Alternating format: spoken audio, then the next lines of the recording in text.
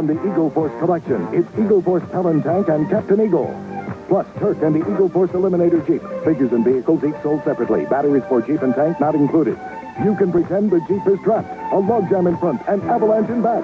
Bring up the tank! You can pretend the Eagle Force tank can save the day.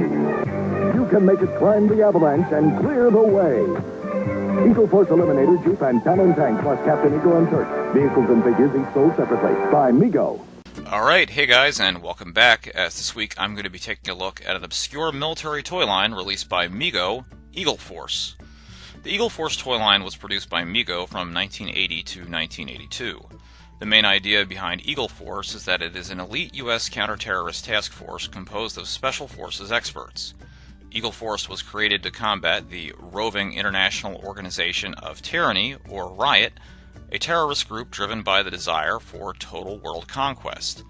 The theme caught on quickly for the time period it was released in, and U.S. President Ronald Reagan already had a strong anti-terrorist message, coupled with the fact that these toys were released during the Cold War era.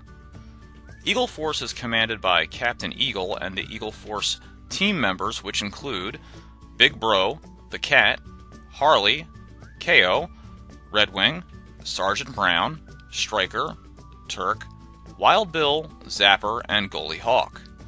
Riot is led by General Mamba along with Baron Von Chill, Beta Man, Nemesis the Savitar, Savitar the Ninja, and his loyal shock troopers. Each figure was sold individually and came with their own unique weapons and accessories. On the back of each package was a comic showcasing the figure and their special abilities. What really set the figures apart from other military toys at the time were two things. They were made of all die-cast metal, unlike the classic green plastic army men, and they stood only about 2 3/4 inches tall, making them small enough to put in your pocket and take with you wherever you go. There were also 4 adventure packs released: the Communications Adventure Pack, an Ocean Patrol Adventure Pack, a Tactical Adventure Pack, and a Biovac Adventure Pack, that each came included with a figure. There were also 5 vehicles released for the line: the Ambush Jeep, the Rampage Tank, the Eliminator Jeep, the Talon Tank, and the VTOL fighter plane. There was also a playset released for the line, an eagle-shaped base for the members of Eagle Force called Eagle Island. There were also other toys released, like a Commando Assault outfit and a set of cap guns. The Eagle Force line was also released in Italy and licensed to toy manufacturer Gigi, but saw little success overseas and was quickly cancelled. Hasbro saw how the line quickly took hold, as MEGO had been a big name in the toy industry for decades, and came up with their own competing toy line in G.I. Joe, a real American hero. Since the original 12-inch G.I. Joe line had all but fizzled out, making smaller, more modern figures would be a great way to revitalize the line. With many of Eagle Force's figures almost directly copied, like Wild Bill and Savitar, which look almost exactly like Hasbro's Wild Bill and Cobra Troopers. Unfortunately for MEGO, Hasbro's new toy line caught on like wildfire, with support from a syndicated cartoon, comics, and even an animated movie. Eagle Force never stood a chance. With little to no story connection to the characters and toys, interest quickly faded, and with it, so did sales. MEGO had been failing financially for years and was not the toy giant it had once been in the 60s and 70s. Unwilling to change its marketing strategies to cross-promote their toy lines, the Eagle Force line quickly hit clearance bins by the end of 1982 and was just one more metaphorical nail in MEGO's coffin. However, all would not be lost for true die-hard fans of the Eagle Force series, as a Kickstarter launched by Fresh Monkey Fiction was released for new, highly detailed and painted action figures, as well as a set of trading cards. Alright, hey guys, so now let's take a look at the one and only Eagle Force figure that I have in my collection here. And this guy here is Zapper.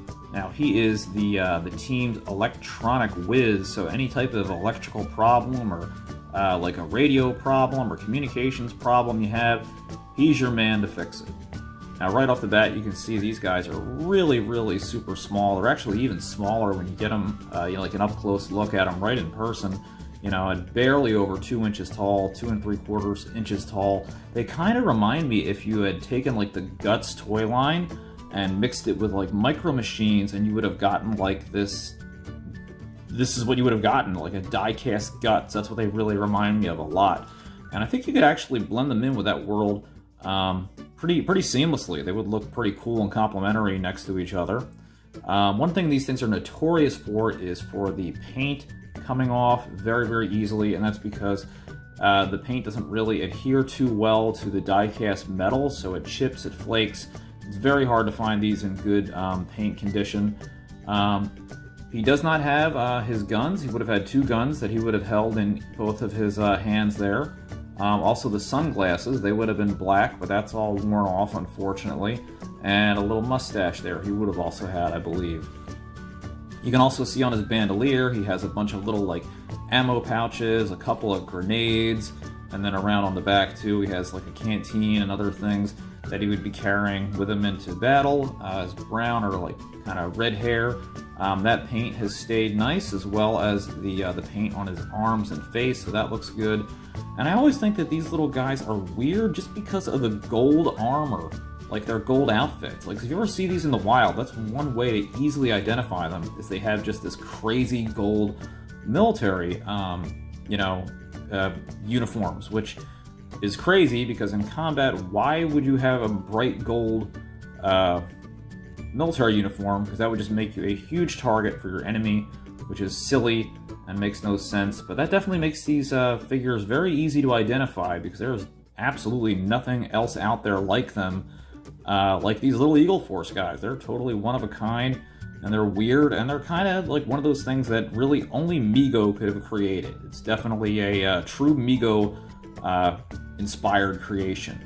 I definitely think that they're interesting and they're weird. I don't know how much value that there is behind these guys. Probably some of the box vehicles and playsets hold a lot of value, some of the carded figures.